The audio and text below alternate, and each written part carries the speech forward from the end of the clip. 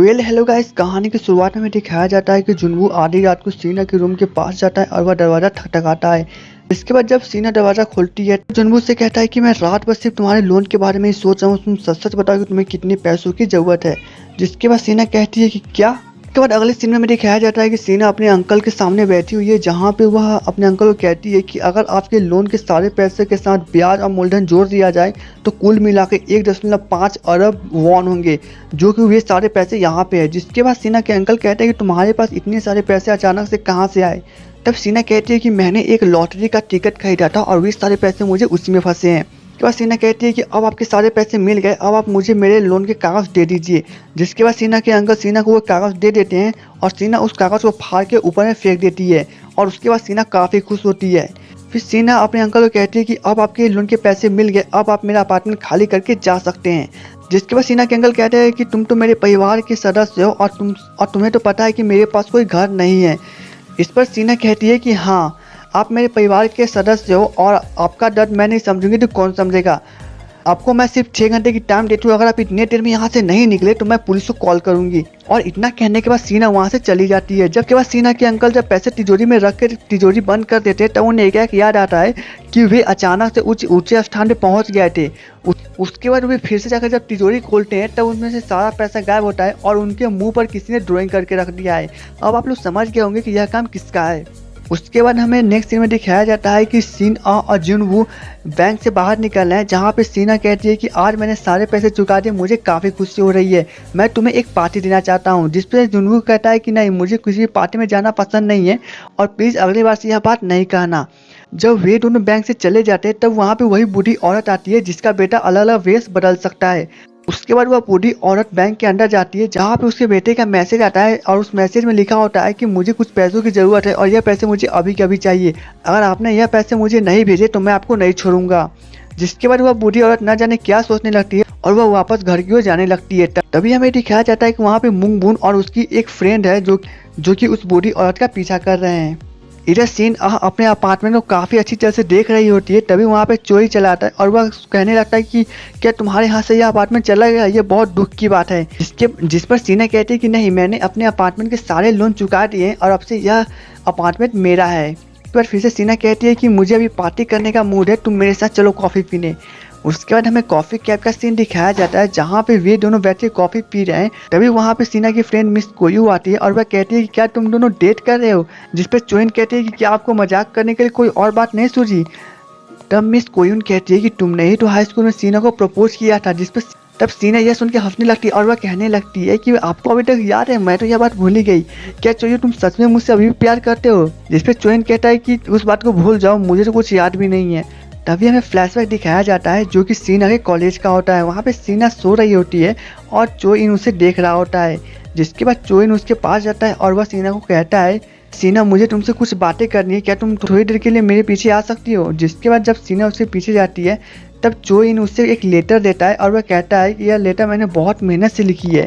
जिस पे सीना काफ़ी खुश होती है और वह हंसने लगती है और कहती है कि क्या कहती है कि ये सच में लव लेटर है, मैं आज बहुत खुश हूँ। और इतना कहने के बाद सीना हंसती वहाँ से चली जाती है। जब चोइन क्लास में पहुंचता है तब वह देखता है कि सीन आज सभी लड़कियों के सामने हंस कर उस लेटर को पढ़ रही है। जिसके बाद चोइन को गुस्सा चला आता है और वह उसके हाथ से लेटर को छीन के वहाँ से चला जाता है। बाद में छुट्टी के वक्त जब चोइन सीना के पास आती है और वह कहती है कि प्लीज़ वह सिर्फ एक मजाक था और तुम उसे भूल जाओ। जिस पर चोइन कहता है कि मैं उसे नहीं भूल सकता और तुम अगली बार से मुझे अपना शकल मत दिखाना। उसके बाद जब चोइन सीना के घर पे जाता है तब हमें उसी अस्मादी का सीन दिखाया जाता है जब सीना के डैड मर गए थे और वहीं पे बैठ के सीना काफ़ी जोर जोर से रो रही होती है। उसके बाद हमें नेक्स्ट डे का सीन दिखाया जाता है, जहाँ पे सीन स्कूल से घर की ओर जा रही होती है। तभी चोइन उसके पास आता है और वह कहता है कि प्लीज़ सीना मुझे माफ़ कर दो, मुझे गुस्सा नहीं होना चाहिए था। जिस पर सीना कहती है कि मुझे कुछ याद नहीं है और प्लीज़ मुझे अगली बार से इस बात को याद मत कराना, मैं ऐसे भी अभी बहुत दुखी हूँ। उसके बाद कहानी प्रेजेंट में आती है, जहाँ पे सीना और चोइन घर की ओर जा रहे हैं और सीना उससे बार बार पूछती है कि क्या तुम्हें वह बात अभी तक याद है, क्या तुम्हें अभी भी शर्म आती है और इतने दिनों से तुम अभी तक मेरे ही साथ अपार्टमेंट में रहते हो, मैं तो वह बात भूल ही गई थी। तभी सीना देखती है कि जुनू अपने अपार्टमेंट की ओर जा रहा है। जिसके बाद वह जुनू के पास जाती है और वह कहती है कि मुझे तुमसे कुछ बातें करनी है। इसके बाद वह उसके पीछे पीछे उसके अपार्टमेंट के अंदर चली जाती है। तब सीना उससे पूछती है कि क्या तुम किसी गमले को भी जोड़ सकते हो, यानी कि तुम ऐसे काम करते रहते हो, तो मैं ऐसा ही तुमसे पूछ रही हूँ। जिस पे चुन्बू कहता है कि तुम कब से मेरा पीछा करने लगी। तब सीना कहती है कि तुम किस बारे में बात कर रहे हो। तब जुन्नू कहता है कि तुम अभी भी मुझे फॉलो ही कर रही हो और तुम हर वक्त मुझे फॉलो करती रहती हो। तब सीना कहती है कि क्या तुम ऐसा सोचते हो, और वह सीना उससे माफ़ी मांगती हुई अब वापस अपने रूम में चली जाती है। तब हमें सीना के रूम का सीन दिखाया जाता है जहाँ सीना अपने आप से ही बात कर रही है और वह कहती है कि वह दिखने में भी अच्छा है, वह बातें भी मुझसे अच्छे से करता है। हाँ, ये एक अच्छा ख्याल हो सकता है। इधर हमें उसी बूढ़ी औरत का सीन दिखाया जाता है जो कि घर पे बैठ के परेशान हो रही है। तभी हमें सीन शाम का दिखाया जाता है जब वह आदमी एक लड़की के साथ पब में बैठा हुआ है। तभी उसके पास एक वेटर आता है और वह कहने लगता है कि तुमने बहुत दिनों से बिल नहीं चुकाया है और आज भी तुम वही करने वाले हो, मुझे सारे के सारे पैसे अभी चाहिए।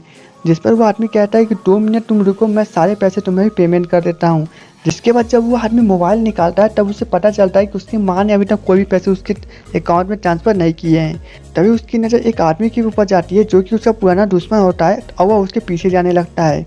इधर यह बूढ़ी औरत अपने बेटे की पुरानी तस्वीर को देख रही है। तभी हमें नेक्स्ट सीन में दिखाया जाता है कि वह आदमी उसे पकड़ के काफ़ी बुरी तरह से पीट रहा है। जब बेटर वहाँ पे आकर उसे रोकता है या चेक करता है तो वह आदमी मर चुका होता है। जिसके बाद यह आदमी जो कि रूप बदल सकता है वो वहाँ से भागने लगता है और वह भागते भागते अपने घर पे पहुँचता है। घर पे पहुँचने के बाद वह आदमी जाके अपने हाथ धोने लगता है। तभी उसकी माँ देखती है कि उसके हाथों में खून लगा हुआ है। भी अचानक से उन्हें दरवाज़ा खटखटाने की आवाज़ आती है जिस पर वो आदमी डर जाता है। तब उसकी माँ उसे 2-3 थप्पड़ कसे खींचती है और वह उसे कहती है कि यहाँ से चले जाओ और आज के बाद कभी भी अपना वेश नहीं बदलना। जिसके बाद जब यह आदमी भागते हुए बिल्डिंग के नीचे आता है तब वहाँ पे मुंगबुन की एक साथी आती है जो कि अचानक से उसके ऊपर जादू करने लगती है। वह आदमी वहाँ पे धुआं बन जाता है। इधर जब यह बूढ़ी औरत घर के बाहर आती है तब वह देखती है कि यहाँ पे मुंगबुन खड़ा है। जिसके बाद वह बूढ़ी औरत कहने लगती है कि तुम फिर से यहाँ पे चले आए। तब मुंगबुन कहता है कि यही मेरा काम है, आप समझो या फिर नहीं समझो। तब वह बूढ़ी औरत कहती है कि तुम पिछले 10 साल से मेरे बेटे के पीछे पड़े हुए हो और मुझे पता है कि तुमने मेरे बेटे को अब कैद कर लिया है, क्योंकि वह भाग रहा था तब तुम्हारी साथी ने उसे कैद कर लिया होगा। वह बूढ़ी औरत कहने लगती है कि तुम मुझे भी कैद करने आए हो ना, क्योंकि मैं अपने बेटे की असलियत को जानती हूँ और तुम ऐसा सभी के साथ करते हो ना। ठीक है, तुम मुझे कैद करके ले जाओ, लेकिन मैं तुम्हें कभी माफ़ नहीं करूँगी। उसके ऊपर जादू करने लगता है जिससे वह बूढ़ी औरत धुआं बन के एक बोतल के अंदर कैद हो जाती है। उसके बाद मुंगमुन और उसके साथी अपने ऑफिस में पहुंचते हैं जहां पे मुंगमुन बैठ के शराब पीने लगता है। तब उसकी साथी उसे बार बार शराब दे रही होती है जिसके बाद मुंगमुन उससे कहता है कि हमारी ज़िंदगी में फीलिंग्स की कोई जगह नहीं है, प्लीज़ तुम्हारे अंदर जो मेरे लिए फीलिंग्स है उसको तुम मिटा दो। जिस पे वो औरत कहती है कि मैं इसे नहीं मिटा सकती क्योंकि ये फीलिंग्स तो अपने आप आते हैं, मैंने इसे खुद से नहीं बनाया। इधर जुन्नू जब वह बूढ़े औरत से मिलने के बाद घर की ओर जा रहा होता है तभी वह अचानक से उसकी नज़र एक ब्रेसलेट पे पड़ती है। जिसके बाद जुन्नू को अचानक से एक अजीब सा एहसास होने लगता है जैसे कि उसके पास में कुछ हुआ हो और उसे किसी लड़की का ख्याल आने लगता है। जुन्नू उस दुकान के अंदर जाता है और वह उस ब्रेसलेट की कीमत पूछता है। जिसके बाद वो आदमी कहता है कि इस ब्रेसलेट को बेचने के लिए नहीं रखा गया है, इस ब्रेसलेट की जगह पे तुम किसी दूसरे चीज़ को ले सकते हो। जिसके बाद जुन्नू कहता है कि अगर आपको कभी भी इस ब्रेसलेट को बेचना हो तो आप मुझे इस नंबर पे कांटेक्ट कर सकते हो। और इतना कहने के बाद जुन्नू वहाँ से चला जाता है। तभी थोड़ी देर के बाद मुंगमुन वहाँ से गुजरता है जिसके बाद जब मुंगमुन की नज़र उस ब्रेसलेट पे पड़ती है तब उसको अचानक से कुछ बहुत ज़्यादा आवाज़ सुनाई देने लगती है। जिसके बाद मुंगमुन अपना कान बंद कर लेता है। उसके बाद मुंगमुन उस दुकान के अंदर जाता है और वह भी पूछने लगता है कि यह ब्रेसलेट कितना का है, मुझे यह ब्रेसलेट अभी चाहिए। जिसके बाद वह दुकानदार कहता है कि आज हर कोई इसी ब्रेसलेट के पीछे क्यों पड़ा हुआ है। अचानक से टाइम स्टॉप हो जाता है। जिसके बाद टाइम स्टॉप होने के बाद वह दुकानदार पूरी तरह से स्टैचू बन जाता है, बट मुंगमुन के ऊपर इसका कोई असर नहीं हुआ होता है। तभी मुंगमुन देखता है कि वहाँ पे जुन्नू आ रहा है। जिसके बाद मुंगमुन वहाँ पे स्टैचू बनने का नाटक करता है। वो उस दुकान के अंदर जाता है और वो वहाँ से ब्रेसलेट को निकाल कर वहाँ से चला जाता है। जिसके बाद जुन्नू यह सब देख ही रहा होता है। उसके बाद हमें रात का सीन दिखाया जाता है जहाँ पे सीन और चोयू घर की ओर जा रहे हैं। जिसके बाद सीना मजाक में ही चोयू को रास्ते में छोड़कर दौड़ के घर की ओर जाने लगती है। जिसके बाद जब सीना घर पे पहुँचती है तब वहाँ पे जुन्नू कहता है कि मुझे माफ़ कर दो, आज समय कुछ देर के लिए रुक गया था। जिसके बाद सीना कहती है कि मुझे इतने देर में कोई परेशानी नहीं हुआ, लेकिन तुम्हारे कारण आज मैंने काफ़ी देर आराम कर लिए।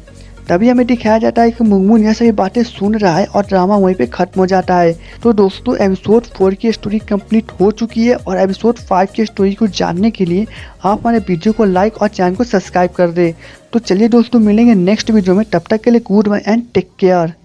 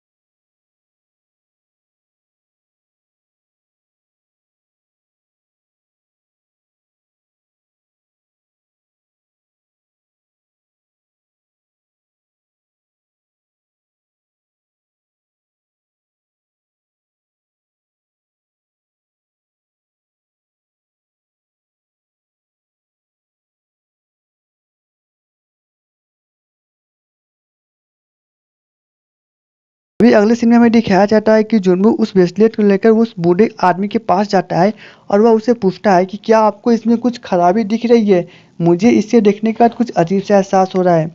जिसके बाद वह बूढ़ा आदमी कहता है कि तुम्हारे पास ये ब्रेसलेट कहाँ से आया। तब जुन्नू कहता है कि मैंने इसकी चोरी की है।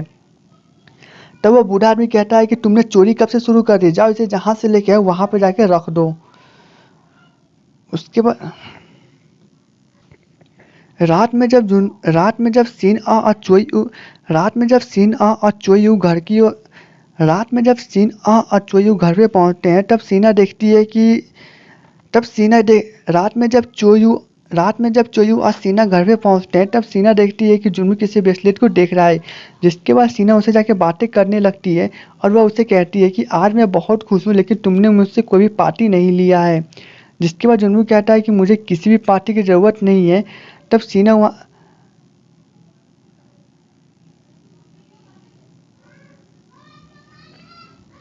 रात में जब चोयू और सीना घर पे पहुंचते हैं तब सीना उसे देखती है कि चोयू रात में जब जुन्नू और सीना घर की ओर जा रहे हैं तभी वहाँ पे तब हमें उसके बाद हमें रात का सीन दिखाया जाता है जहाँ पे उसके बाद हमें रात का सीन दिखाया जाता है जहाँ पे सीन और चोयू घर की ओर जा रहे हैं। जिसके बाद सीना मजाक मजाक में ही चोयू को रास्ते में छोड़कर दौड़ के घर की ओर जाने लगती है। जिसके बाद जब सीना घर पे पहुँचती है तब वहाँ पे जिसके बाद जब सीना घर पे पहुँचती है तब वहाँ पे जुन्नू कहता है कि मुझे माफ़ कर दो, आज समय कुछ देर के लिए रुक गया था। जिसके बाद सीना कहती है कि मुझे इतने देर में कोई परेशानी नहीं हुआ लेकिन तुम्हारे कारण आज मैंने काफ़ी देर आराम कर लिए। तभी हमें दिखाया जाता है कि मुंगमुन यह सभी बातें सुन रहा है और तभी हमें दिखाया जाता है कि मुंगमुन यह सभी बातें सुन रहा है और ड्रामा वहीं पे खत्म हो जाता है। तो दोस्तों एपिसोड 4 की स्टोरी कंप्लीट हो चुकी है और एपिसोड 5 की स्टोरी को जानने के लिए आप हमारे वीडियो को लाइक और चैनल को सब्सक्राइब कर दे। तो चलिए दोस्तों मिलेंगे नेक्स्ट वीडियो में, तब तक के लिए goodbye and take care.